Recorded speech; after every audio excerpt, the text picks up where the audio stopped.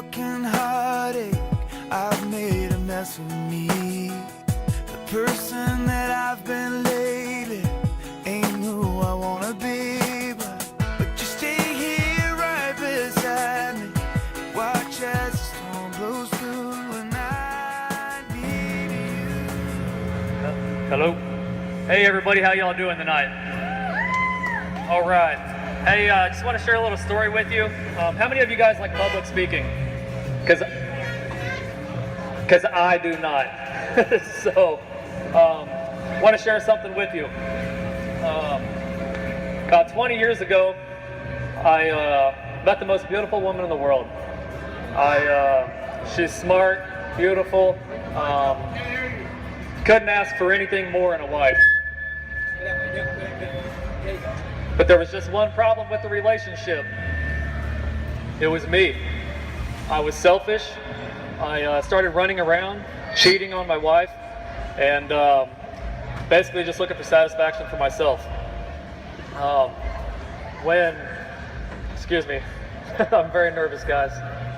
But I started running around, cheating on her, having affairs, whatever you'd like to say. Basically, I was a selfish jerk. People were trying to tell my wife what I'd done, and I would always convince her otherwise. I had a real smooth tongue. I know that's right, bro. So after 9 years, we got married, and I still wasn't satisfied. After we got married, somewhere between 6 months and another year, I cheated again. And this time there was no denying it. There was no, the evidence was too much. People had pictures of me in a hotel lobby with the gal I was having an affair with. So this brought the worst 5 to 6 years of my life on.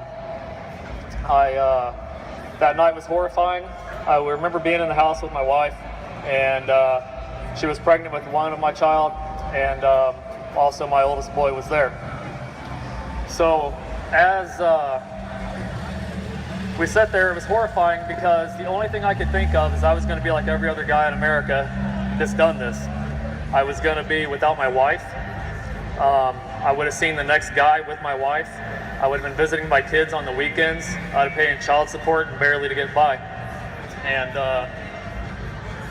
I grabbed a rifle and I went to leave the house, and that's where God stepped into my life. I was not able to get through my 100-pound wife, and that's how I know that He stepped in.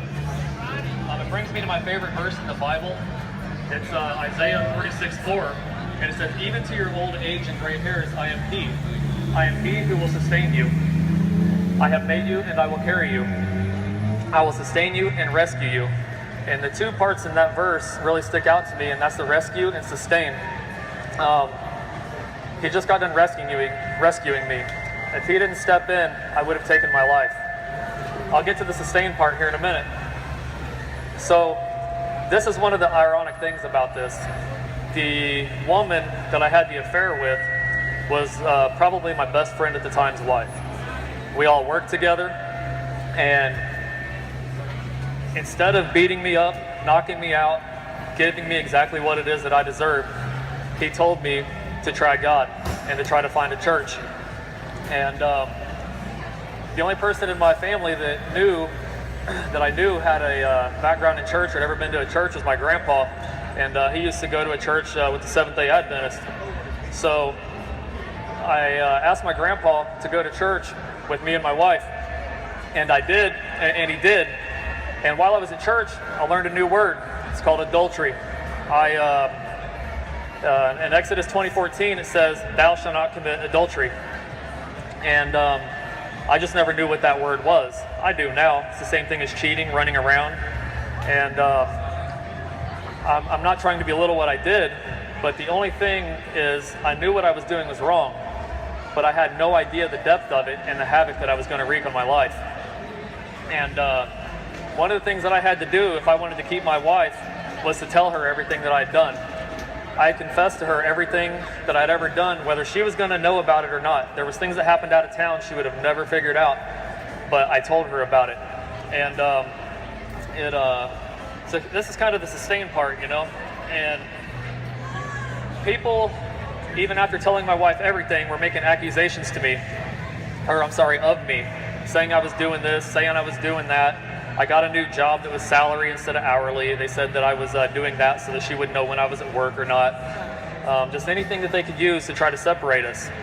So people were also attacking my wife. They were calling her on a daily basis anonymously, telling her she was stupid, that she was naive, she was weak, you name it.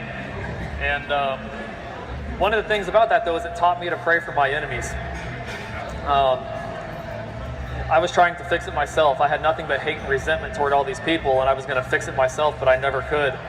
So I learned to pray for my enemies. And then also in Matthew 19:6, it says, "So then they are no longer two, but one flesh. And what God has joined together, let not man tear apart." And, I got to give all the glory to God on this. He gave my wife patience and forgiveness. Back in April, we just celebrated 20 years together. We have 11 years of marriage and 9 years before we were married, but 20 years of marriage. He's done a lot of things in our life. He's put peace into our home. He's recently just blessed us with a new house in the country. Like I said, I have two boys of my own, Caden and Dakota. They're 8 and 13, and we also just adopted a little boy who is about 1 year and 3 months old. And I've had him for about 1 year now. Everything just went final also in April, and he's brought a lot of joy into my home. So anyway, in closing, those 5 to 6 years that I thought were the worst years of my life turned out to be the best years of my life. They got me prepared for what God had in store. And another thing is that satisfaction that I was looking for.